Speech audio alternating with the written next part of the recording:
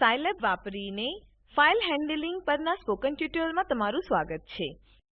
આ ટ્યુટોરીયલમાં આપણે શીખીશું આપેલ ફંક્શન સાથે file handling, write function, read function, mopen, close. પ્રદર્શન માટે હું ઉપયોગ કરી રહી છું સંસ્થાપિત સાયલેબ 533 વર્ઝનના સાથે ઉબુન્ટુ લિનક્સ 1204 ઓપરેટિંગ સિસ્ટમ. તમને સાયલેબનું સામાન્ય જ્ઞાન હોવું જોઈએ.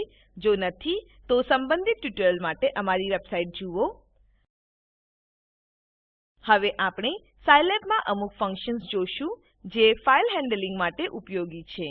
ફાઇલ હેન્ડલિંગ સમાવે છે રાઇટ ફંક્શનને વાપરીને ફાઇલ લખતા, રીડ ફંક્શન વાપરીને ફાઇલમાંથી વાંચતા, મોપન ફંક્શન વાપરીને વર્તમાન ફાઇલ ખોલતા, ક્લોઝ ફંક્શનને વાપરીને ખુલેલી ફાઇલને બંધ કરતા. ચાલો હવે ફાઇલ માટે ડેટા લખવાથી શરૂઆત કરીએ. આ માટે રાઇટ કમાન્ડનો ઉપયોગ થાય છે. સાયલેબ કન્સોલ વિન્ડો પર જાઓ. આના સાથે શરૂઆત કરવા માટે રેન્ડમ નંબરનું એક મેટ્રિક્સ બનાવીએ. ટાઈપ કરો random underscore matrix is equal to rand કૌંસમાં 20, 1 બંધ કૌંસ સેમીકોલન અને એન્ટર દબાવો. હવે વર્તમાન કાર્ય કરતી ડિરેક્ટરી તપાસીએ. ટાઈપ કરો pwd. મારા કિસ્સામાં વર્તમાન કાર્ય કરતી ડિરેક્ટરી /home/fossee છે. આ કમાન્ડ એક્ઝીક્યુટ કરવા માટે એ વાતની ખાતરી કરી લો કે તમને ડિરેક્ટરીમાં રીડ અને રાઇટની પરવાનગી હોય. હવે આપણે રાઇટ કમાન્ડનો ઉપયોગ કરીને ટેક્સ્ટ ફાઇલમાંથી વેરિયેબલ રેન્ડમ અંડરસ્કોર મેટ્રિક્સ ની વિષય વસ્તુ લખીશું. ટાઈપ કરો રાઇટ કૌંસમાં કોટમાં રેન્ડમ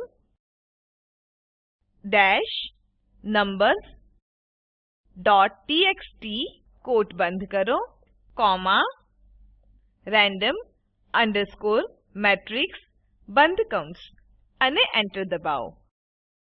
હવે જોઈએ કે શું આ ફાઇલ બની ગઈ છે. હું સાયલેબ કન્સોલ વિન્ડોને મિનિમાઇઝ કરીશ અને તે ફાઇલ ખોલો જે મારા કમ્પ્યુટરની ફોસી ડિરેક્ટરીમાં બનાવશે અને સેવ કરવામાં આવશે.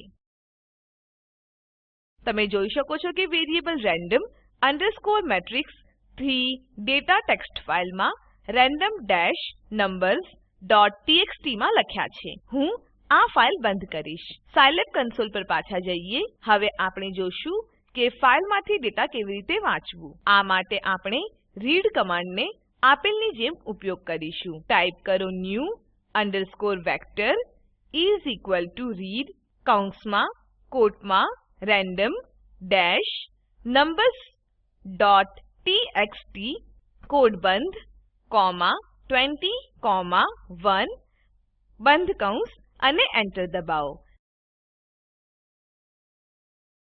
રીડ કમાન્ડ આર્ગ્યુમેન્ટમાં ઉલ્લેખિત ફાઇલથી બધા ડેટા વાંચે છે. આ કિસ્સામાં random dash numbers dot TXT અને વેરિયેબલને new _ vector માં સંગ્રહિત કરે છે. પ્રદર્શન ચાલુ રાખવા માટે એન્ટર દબાવો. જો આપણે ઉપરના કમાન્ડમાં આપેલની જેમ બદલાવ કરીએ છીએ new _ vector is equal to read કૌંસમાં કોટમાં random dash numbers dot TXT comma 19, 1 તો રીડ કમાન્ડ આ આર્ગ્યુમેન્ટમાં ઉલ્લેખિત ફાઇલથી ફક્ત 19 ડેટાની વેલ્યુને વાંચે છે. આ કિસ્સામાં random dash numbers dot TXT અને વેરિયેબલ new _ vector માં સંગ્રહ કરે છે. કમાન્ડને સાયલેબ કન્સોલ પર આપો અને આઉટપુટને ચકાસો. ચાલો હવે મોપન ફંક્શન વિશે જોઈએ. fd = mopen into bracket file name, mode. mopen એ એક વર્તમાન ફાઇલને ખોલવા માટે ઉપયોગી છે, જેમ કે સી માં fopen ની પ્રક્રિયા છે. મોડ એક કેરેક્ટર સ્ટ્રિંગ છે જે નિયંત્રણ કરે છે જો ફાઇલ આપેલ માટે ખુલે છે. r ફાઇલને વાંચવા માટે ખોલવું, rb બાઈનરી ફાઇલને વાંચવા માટે ખોલવું, rt વાંચવા માટે ટેક્સ્ટ ફાઇલને ખોલવું, w લખવા માટે નવી ફાઇલ બનાવવી અથવા ફાઇલને ખોલીને 0 લેન્થ ટૂંકી કરવી, wb લખવા માટે નવી બાઈનરી ફાઇલ બનાવવી અથવા ફાઇલને ખોલીને 0 લેન્થ ટૂંકી કરવી, wt લખવા માટે ટેક્સ્ટ ફાઈલને ખોલવું અથવા ફાઈલને ખોલીને ઝીરો લેન્થ ટૂંકી કરવી. એ અથવા ab ઉમેરવું. ફાઈલના અંતમાં લખવા માટે ફાઈલને ખોલવી અથવા લખવા માટે ફાઈલ બનાવવી. r+ અથવા r+d ફાઈલને અપડેટ કરવા માટે ખોલવી, વાંચવું અને લખવું. ઉદાહરણ fd_r = mopen random-numbers rt ઉપરયુક્ત કમાંડ ટેક્સ્ટ અને રીડ ઓન્લી મોડની જેમ રેન્ડમ નંબર્સ ને ખોલે છે. mclose કૌંસમાં fd mopen વાપરીને ખુલ્લી ફાઈલને બંધ કરે છે, જ્યાં fd ખુલેલી ફાઈલ માટે ફાઈલ ડિસ્ક્રિપ્ટર છે. જો fd અવગણીએ તો mclose છેલ્લે ખુલેલી ફાઈલને બંધ કરે છે. આ ટ્યુટોરીયલમાં બસ આટલું જ. આપણે શીખ્યા આપેલ ફંક્શન સાથે file handling, write function, read function, mopen, mclose. નીચે આપેલ લિંક પર ઉપલબ્ધ વિડીયો નિહાળો. તે સ્પોકન ટ્યુટોરીયલ પ્રોજેક્ટ માટે સારાંશ આપે છે. જો તમારી પાસે સારી બેન્ડવિડ્થ ના હોય તો તમે વિડીયો ડાઉનલોડ કરી જોઈ શકો છો.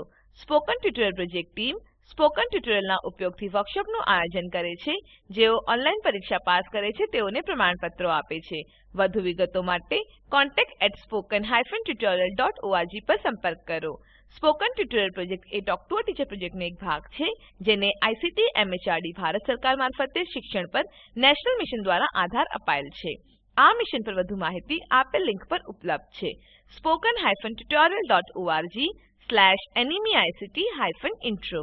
આઈઆઈટી બોમ્બે તરફથી ભાષાંતર અને રેકોર્ડિંગ કરનાર હું જ્યોતિ સોલંકી વિદાય લઉં છું.